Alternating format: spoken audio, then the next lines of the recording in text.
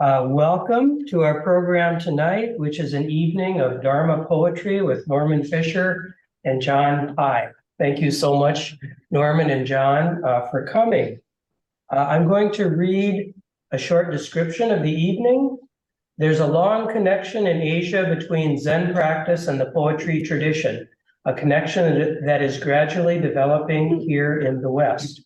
Norman Fischer, a Zen priest who is a poet, and John Pye, a poet who is a Zen monk, will speak to their own experience of the connection between poetry and practice and read from their new books, John's Scrolls of a Temple Sweeper and Norman's There Was a Clattering As and Men in Suits.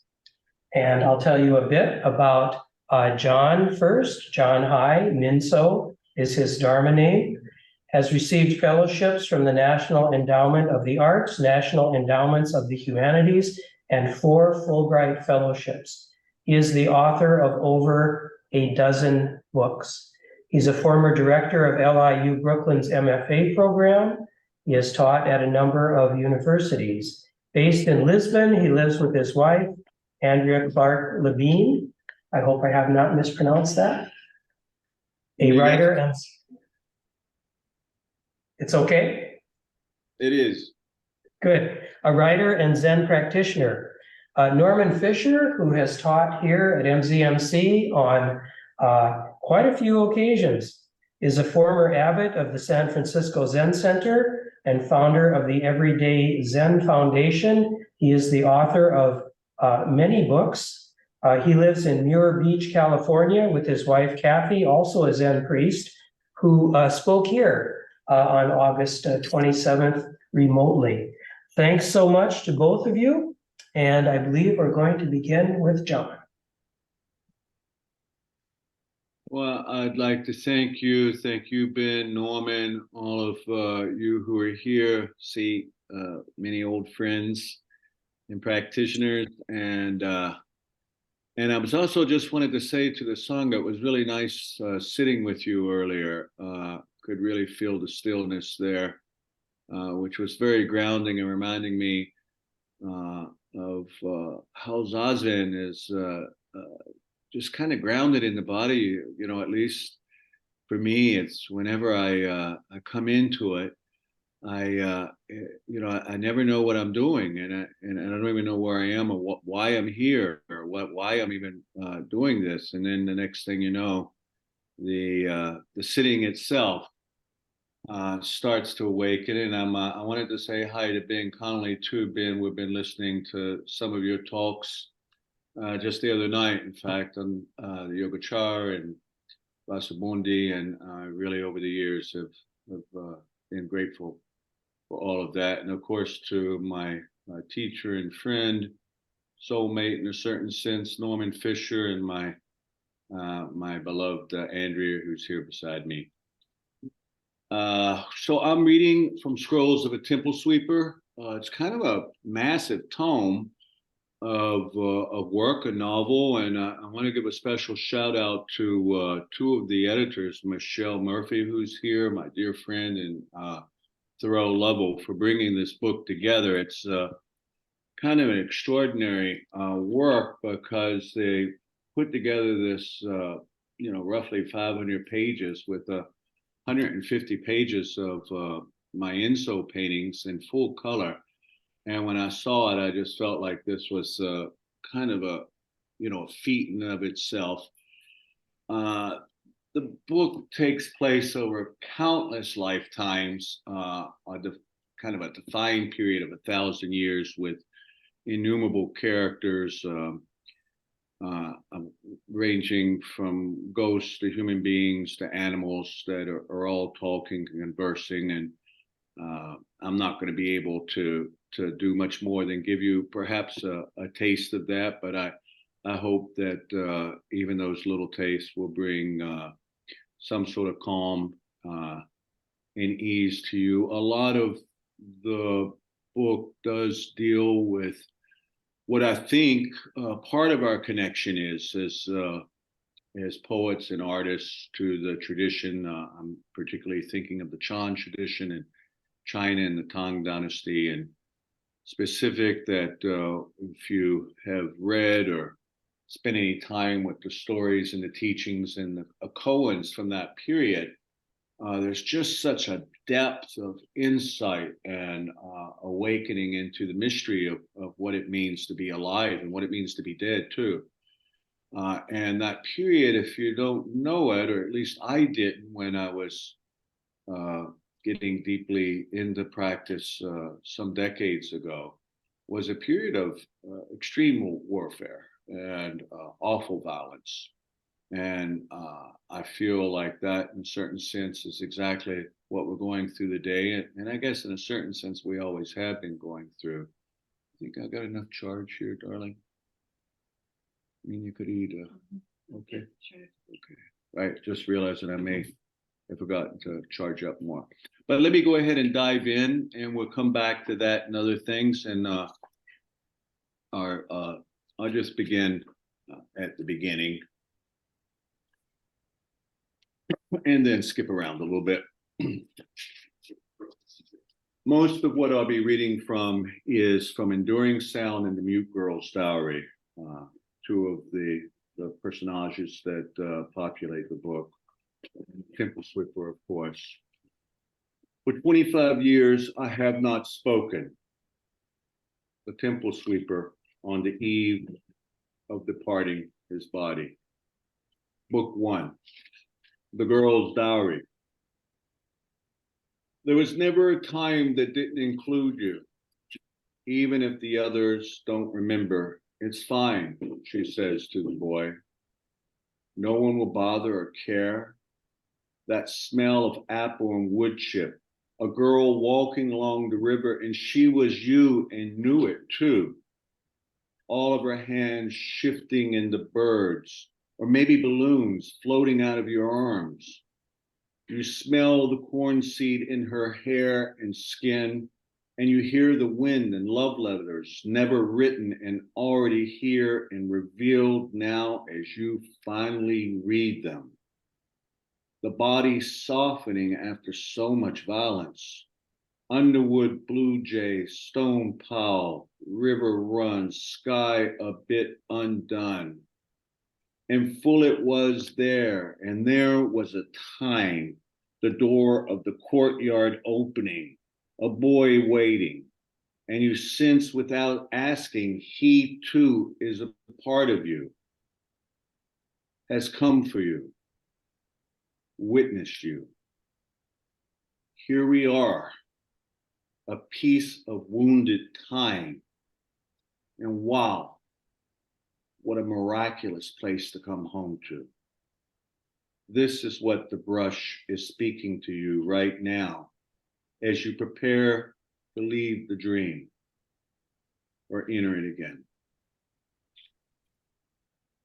Recorded Scrolls of a Temple Sweeper, a letter by way of introduction from a monastery on the sea by head monk Enduring Sound, friend of our Temple Sweeper, the 9th month, 1st day, year of the dragon. The words you just read, or perhaps heard, between the mute girl and the one-eyed boy, these were the last the Temple Sweeper spoke to me on the night of his death. I am not sure why he spoke them or any of his other sayings and stories, these fragments he uttered as if dropping pebbles along the shore of our monastery. The notes that follow include my own tonight, as well as those written to the one he called Mute Girl, and in the scrolls, and right up to and with his final breath. Nor can I say I'm sure as to why he transmitted these last sayings and ink drawings to me on the nights leading up to his departure from the body. He was a silent man. And though he arrived long after me, we lived for many years together in the monastery. He conversed on few occasions, and only then by sheer necessity. I would follow his footsteps out by the sea, trailing furtively behind him, or sweeping the halls of our temple. and often I wonder how he gripped the broom so sturdily, as he had few fingers. How he lost them, I did not yet know. Still, we would work the fields of our small island side by side with the other monks, and he was a good worker. Many of the monks considered that he had been reincarnated from the spirit of a fox, for as an ancient sage once said of our past, he is no longer blind to cause and effect. I did as he requested and wrote these letters, stories, sayings, and poems during his last months. Eventually, even had me write down my own words. I have included them alongside the dreams and ink drawings he gave me that winter.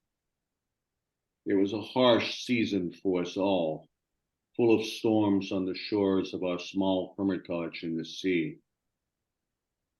Let me say, from the beginning, I secretly admired our temple sweeper. His vow of silence before he came thus after being left at the temple gate by what the elders rumor was once a famed theater and circus group. He was always first into the meditation hall, and he could be found there late at night as well, sitting cross-legged, when most of us were in our cells, sleeping.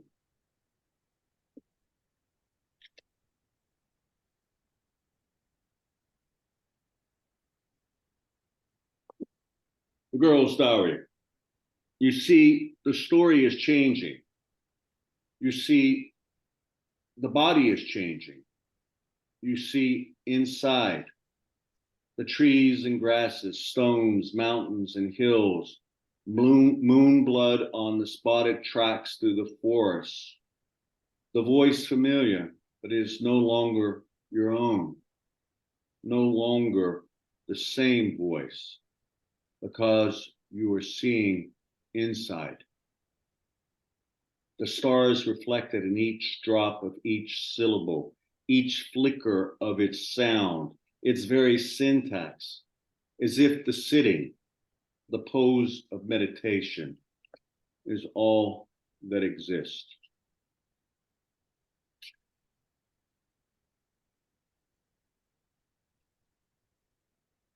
This is how the world begins. There you go. Look up again. There.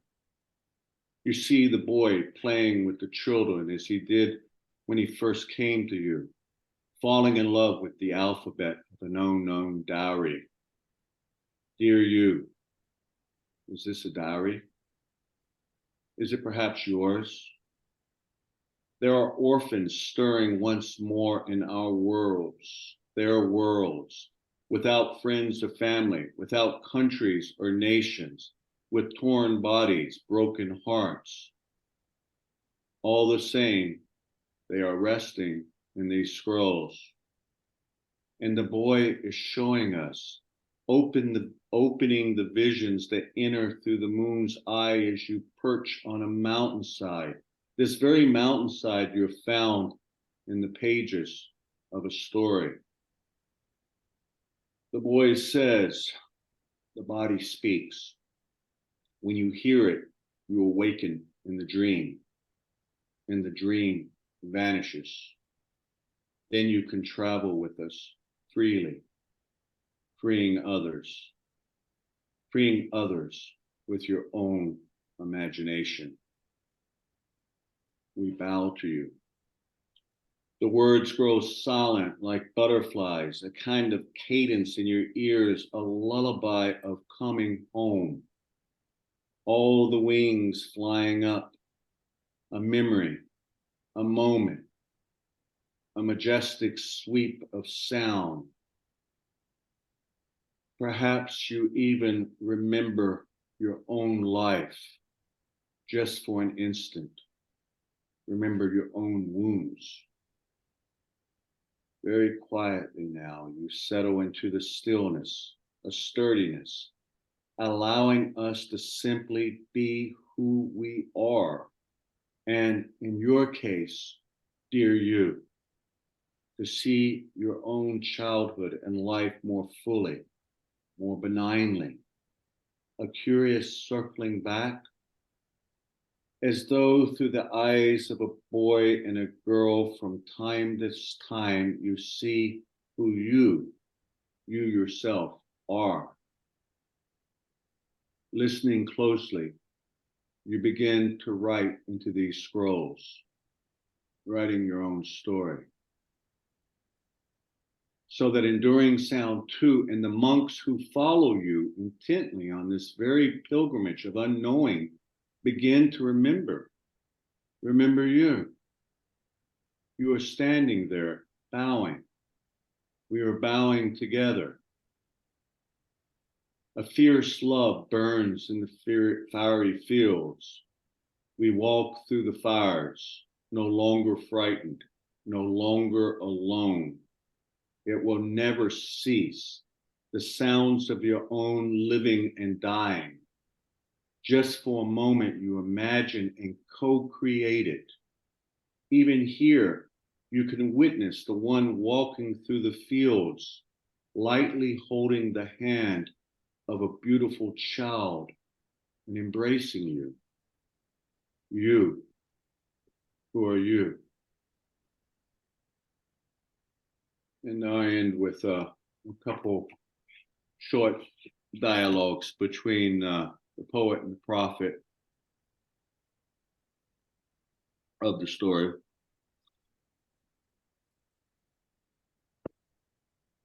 Take care of the gardens, take care of the trees and leaves, take care the boat returning to sea. I think of all the violence of their wars, the poet begins. How many lifetimes before the fires end, before we see this violence begins within?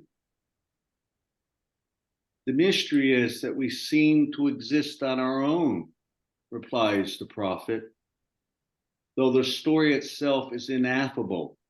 If it were only a story of violence, we would have no home, the prophet sighs, her voice carrying the wind on this open sea. True, the children and small birds on the horizon move us most, the poet agrees, circling his aging hands on the shape of a sphere. And the circles rise like loaves of bread in the boy and the girl's hand. Old story says, appearing like the stones the temple sweeper once carried, like the words never spoken, yet always here. And yet it has always been down the same road we meet as such. I, old story, have been wandering with you for many lifetimes, poet. The poet folds the sheets of paper in the bone-engraved notebook and leaves it for you, dear reader, just as the abbot left it for enduring sound, and enduring sound left it for me.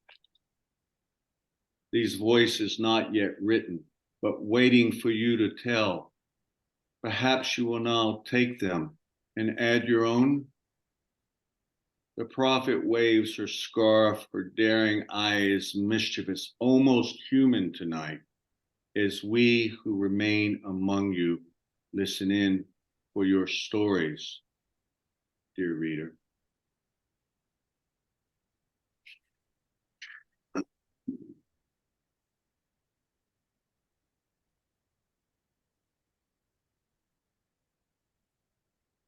We are washing our bowls tonight on an empty boat drifting freely on an open sea. Where should we go, poet? This very sea, prophet. Why, this very sea is a fine place for a hermitage. Thank you.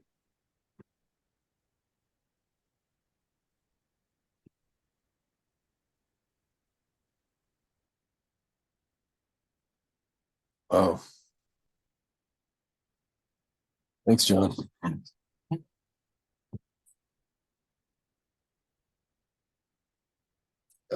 It's nice to be here again. I hope sometime I can come in person again. I want to thank Ted for, forget if Ted or someone in the Sangha there invited us or whether we invited ourselves. I actually can't remember now.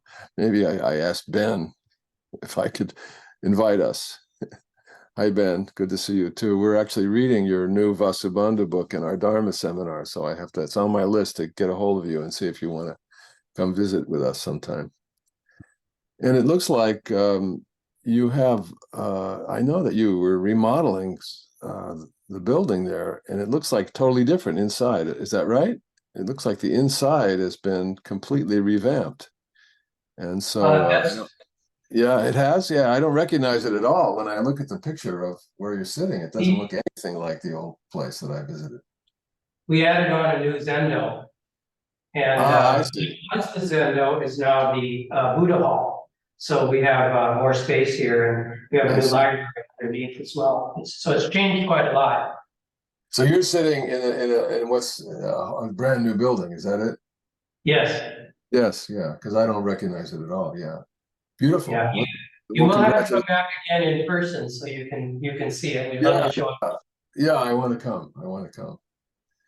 I remember the last time I was there it was the NCAA basketball playoffs, and I was obsessed with whoever was playing, and I was listening to it on my phone. So it was springtime, I guess, March Madness, right? It was March, and of course it was Minnesota, so there was snow all over the place, and it was really cold, but it was wonderful to be there. So tell me, how much time is there left in the program? How much time do I have? Do you know? I would say in about 30 minutes. About 30 minutes, okay. Mm-hmm. Great. What I would like to do is say a few words about poetry and Dharma, just a few, and then also, just like John did, read to you from 2 new books, just a little bit. I would like to read some new work too, because I'm kind of, it's always the new work that's the most engaging for me and most exciting. So let's see if I have time to do all that. I'll watch the clock and not go too long. So I made some notes on the question of I made some notes on the question of poetry and Dharma. Sure. Whoops. Where are they?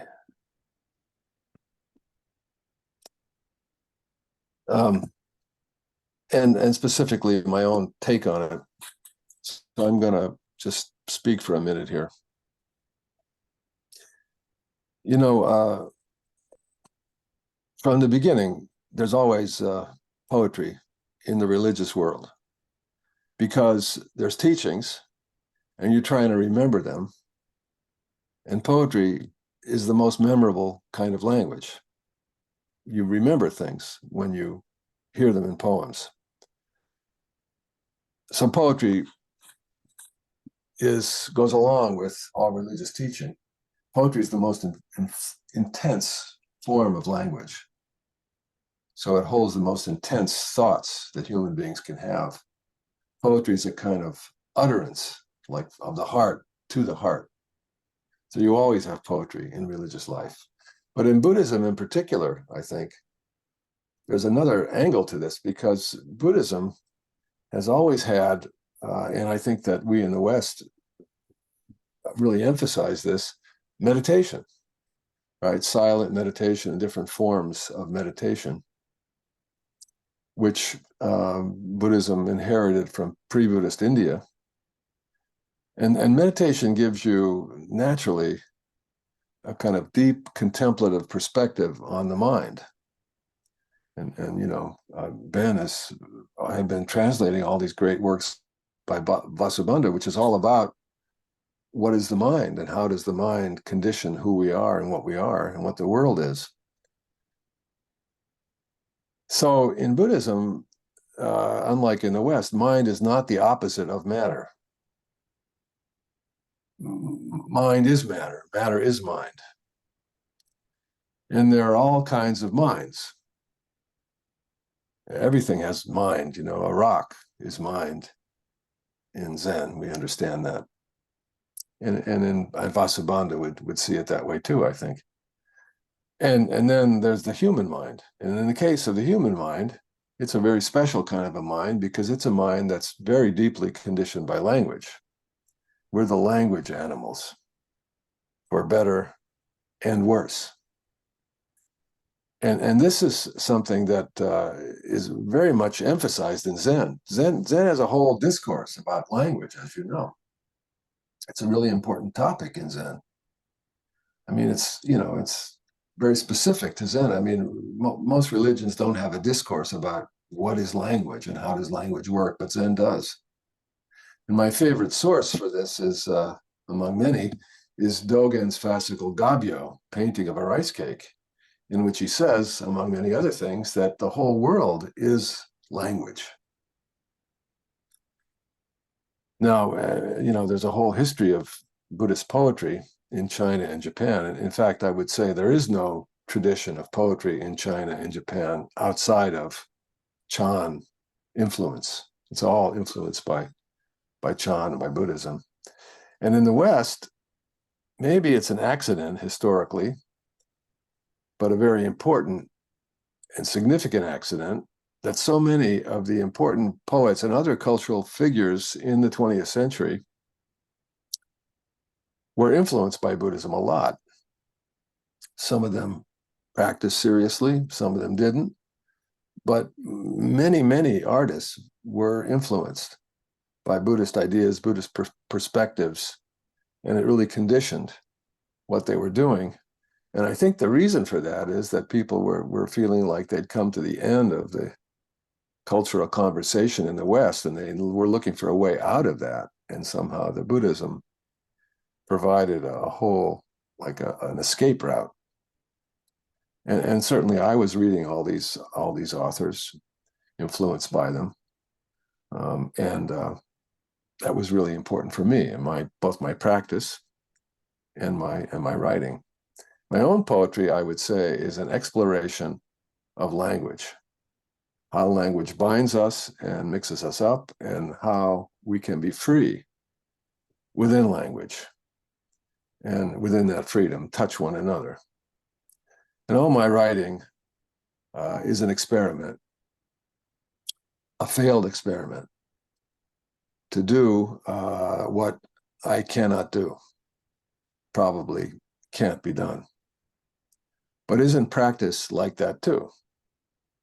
We keep on trying to awaken, but we're always a little bit not yet awakened. And that to me is what makes it so interesting and so worthwhile.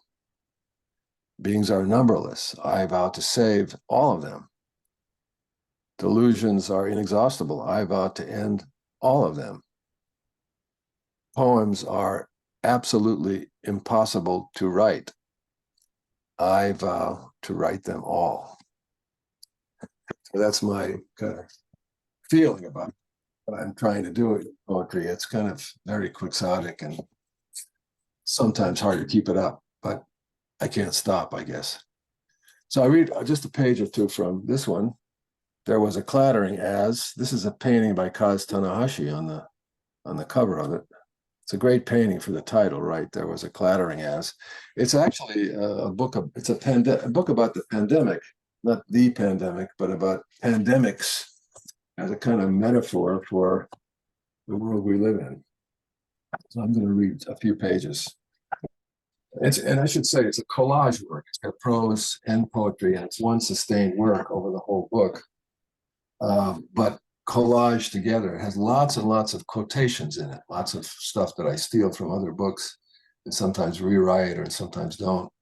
All sorts of material. In fact, there's at the back, there's a whole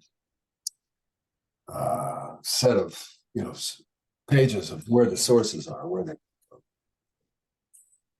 think though that in the part that I'm going to read you, there's no quotation. There had been storms every night, but last night's was strongest. A tremendous storm, thunder and bright lightning, many flashes close in, lighting up the sky as if day. Torrential rain, pounding the cocoa palms, lasting an hour, maybe 2, 3 to 5 a.m., impossible to sleep through.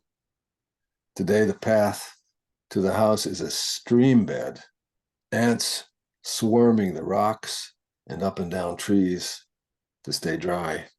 2 nights ago, a blood-curdling cry in the jungle, crossed between a dog and a cat, a fishing boat very close in, surrounded by pelicans and frigate birds, dive bombing the boat and fighting over fish, their shark-bite wings, forked tails, and long, straight, primitive beaks, as in Olson's Mayan letters. In the pleading, another voice speaks, not yours. Hear the sounds, see the sights, the sky with its endless terraces, the scream of an ancient call that floats or bobs on the waters. In the hush, I don't know, nor can see. Language is such a disappointment. Clunky words that mean so little. How can an author have confidence? How can a king rule? A crown not distribute its lethality? Bracing perceptions blow you back. A terror freezes fluid, bone, solid. It isn't even you anymore, white hot for the world to pull its handle, and you go down, riding those waves of sound in a pinch anyway. And who are you pinching? I'm pinching you, pinching me. It's the only way I know I'm alive. And if you pinch, are you still alive? Is knowing a kind of death, an absence papered over with thought? Love must burn, just the way it did when I didn't know who you were, or what you were, or what I was.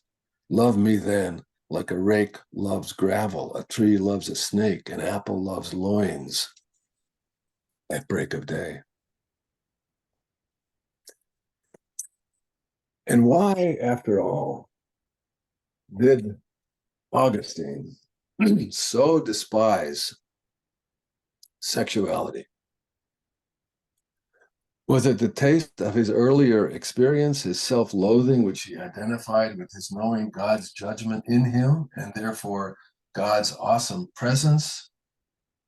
Or was it that life itself, whose energies sex metaphorizes, is toxic and must be endured and entranced and sublimated as painful entry into the kingdom of the real? God made love to be perfect. What went wrong? God has pitched his mansion in the place of excrement. A slight discrepancy, or maybe not. And sex is all perversion and must be so. And yet, Augustine was overcome by his own disgust. Sex was a challenge to his mind he couldn't conceptualize except as spiritual catastrophe.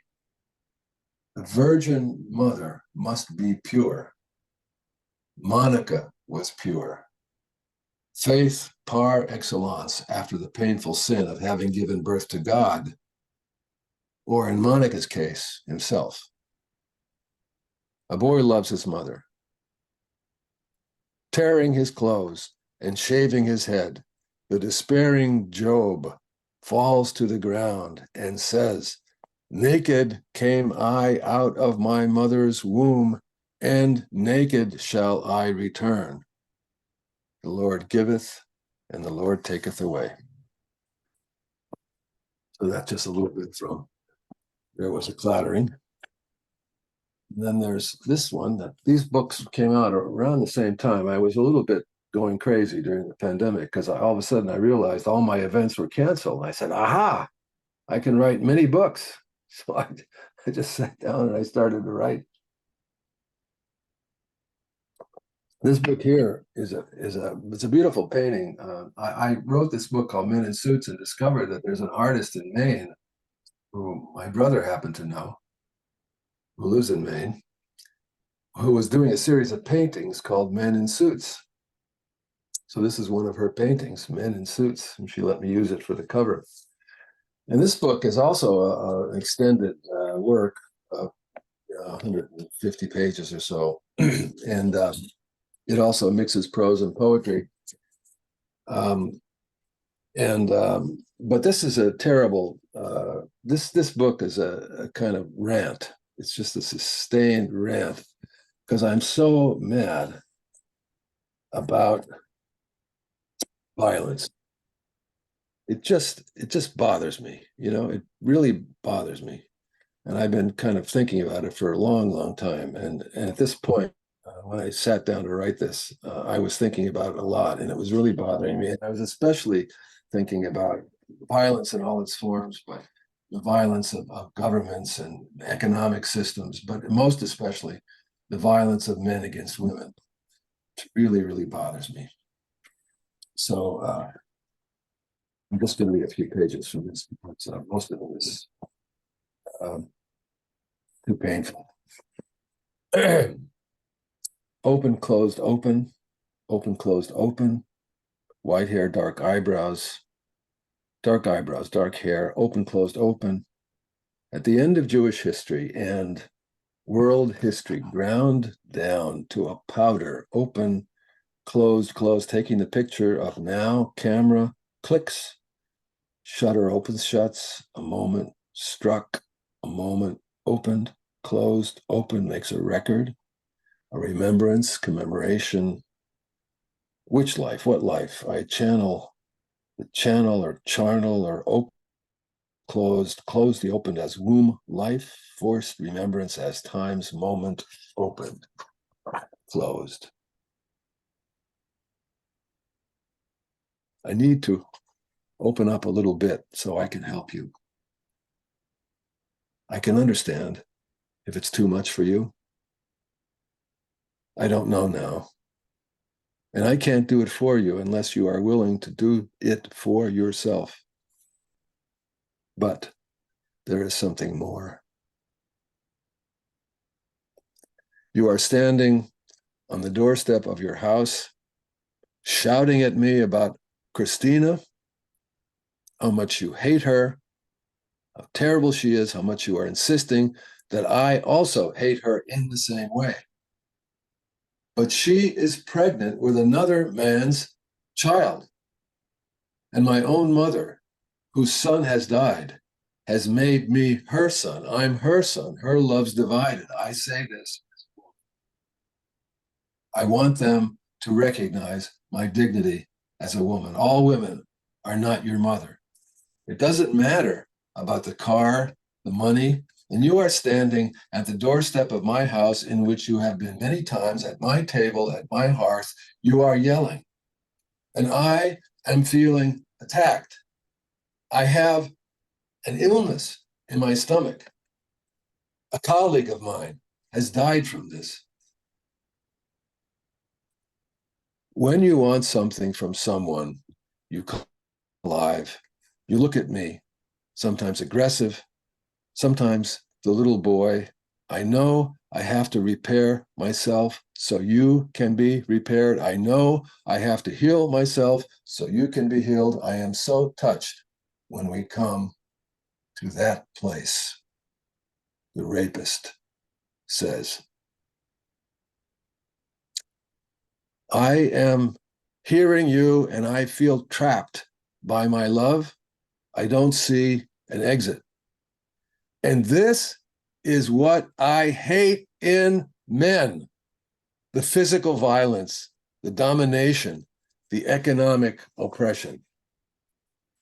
When you say I, you're exposed, but I'm not used to saying I. I am not trained to say I. I feel a lot of love for my kids, but also I love my boundaries close to what you feel. Take that time if you need it. I am now just aware of this. I am afraid I am too much for myself, too much for any man, too much for my children. She doesn't like it sometimes when I am too close to myself. I carapace myself. Still, tears come. It's pathos. I don't like it. I hate my tears, that they come indiscriminately, indecipherably, that I do not choose them, do not decide that they come. Tears will no longer be necessary. So that's a little bit from Men in Suits. There's there's actually a lot of stuff in there from not Marx, the opposite of Marx, The Wealth of Nations, Adam Smith.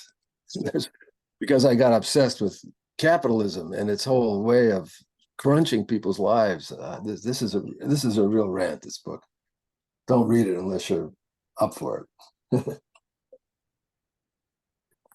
But I wanted to read more cheerful, newer work that I've been going through. Lots of shorter poems that I've been writing during the same period, and I think I have enough of them to put together a collection. I think it'll be a kind of a fun collection.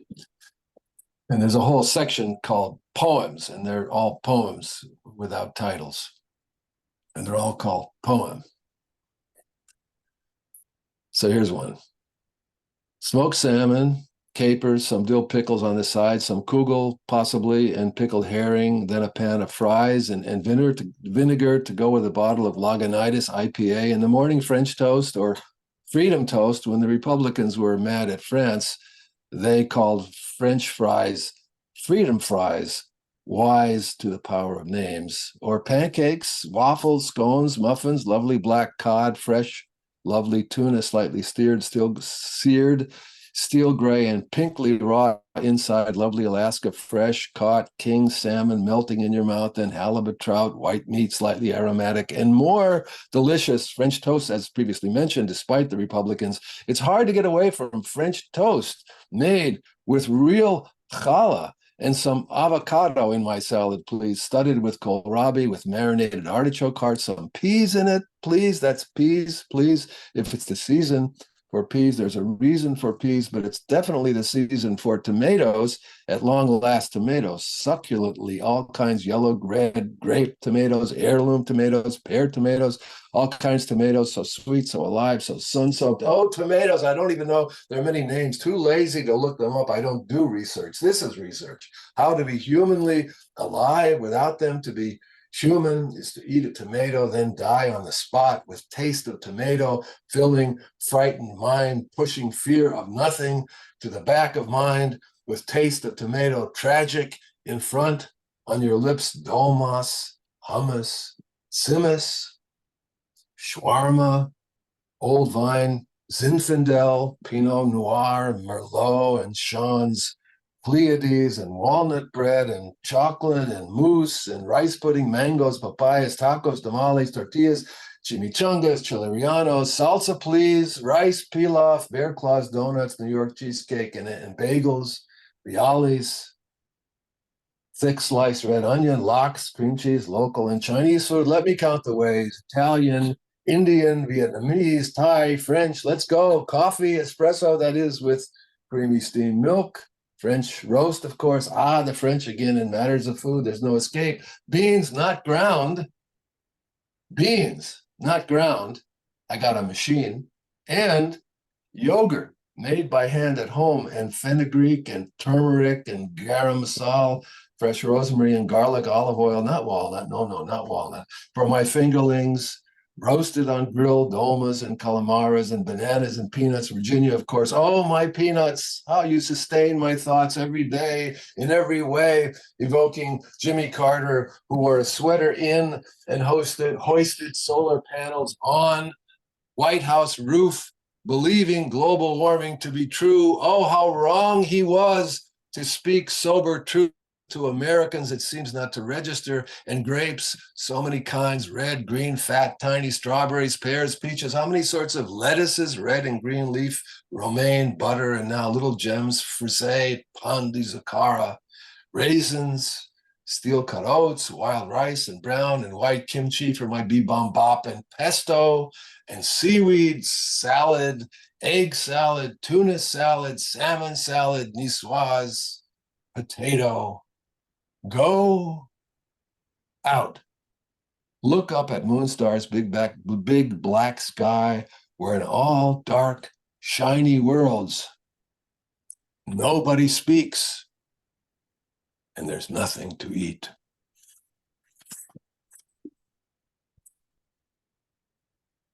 Poem. I'm looking at the time. We're okay. A few minutes here. Poem, The Bird. This one has a title, The Bird. Thought to write in all seriousness finally, for once, about something. So now, about the bird comes to mind in own voice, writing it, that flew into house yesterday. Wren, it was small, brown, fluttering bird, frightened by window, not knowing where it was or how or why, appearing in disturbing circumstances, tipsing off, then down to bump on windowsill, then bop up, not finding a way out through glass toward light and familiar air. What's glass to a wren? In this, there's a moral lesson, certainly, or an epiphany, something to be suddenly seen directly, metaphorically in the bird's sincere and desperate efforts, or maybe in the very sound of words used to elegantly or not so elegantly describe sense of bird now trapped inside, not knowing it's inside or how it got inside, trying, tipsing, fluttering against glass to escape with no possible sensible plan, but hurling body back by trial and error, mechanically or desperately or hopefully awaiting some result, or not even having a conception of result or change of state, but anyway, foolishly, endearingly whacking in, thrusting body this way and that inside a world means something endearing or anyhow useful or of interest about human predicament. For all readers of poems are human, deserve some mirror-like reflection of their condition to make the reading of poem worthwhile. But this is of no concern to this or any other wren. So we proceed from either end to slowly stalk wren, directing said wren toward open door, which wren fails to notice, flying past outstretched arms to further recesses of house, on floor near fireplace or further windowsill, fluttering then crouched, panting in corner not far from another open door through which it flies to freedom, then a happy ending for wren, end poem, if poem were to end here without an element of summing up, a message, a moral, or anyway, at least a satisfactory aesthetic thrum or murmur. But no, the poem drones on past the wren's exit, groping for some point, some raison d'etre, without sensible plan, but wagging of tongue on teeth, till tongue's sheer focusless force abate, and poem slides to its own dear, ceaseless conclusion. And the last thing I'll read is The Natural History of Ghosts. Hamlet's ghost, or was that Hamlet's father's ghost? Or when it comes to ghosts, how much does it signify which or whose ghost we are talking about? Oh, how my heart aches, she says to me. People are abstruse or opaque. After all is said or done, it's hard to tell if there's anyone or only one. So you know you're not just some ghost. Is it clear, is it solid that day's dawned, that I'm here under dawn's yellow blush, flush on yonder hilltop, that skin of the sea, below where swimmers swim, breaking it in dawn's early light, where ghosts so proudly hail in the light when it is not night, so that they can be seen. They are so close then, just as futility is close to utility. Too close for comfort. And who can be comfortable? Being a ghost or being with a ghost, save the extremely aged who see ghosts constantly, who once they knew as fleshly friends, who are themselves as good as ghosts. They have, as they say about them, one foot in the ghost-haunted place, the grave, but their minds are quiet, if not disturbed, by many troubled thoughts of a ghost-filled past.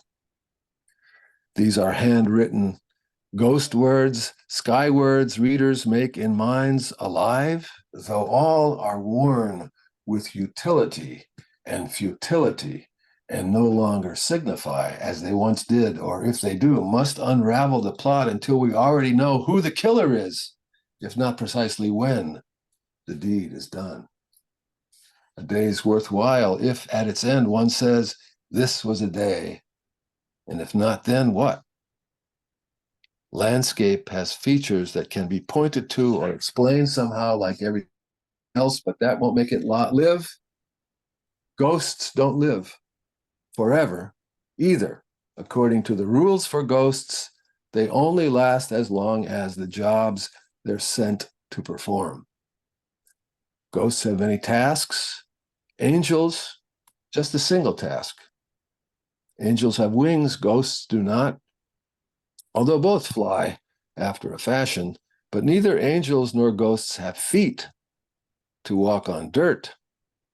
According to the last judgment instructions, the cross divides heaven from hell rather neatly, just as ghosts and angels are perfectly distinct from one another. The damned are damned, and the dead may rest in eternal peace possibly, but we, the living, persist with our many problems, our dissatisfactions, increasingly convincing through our ghosts.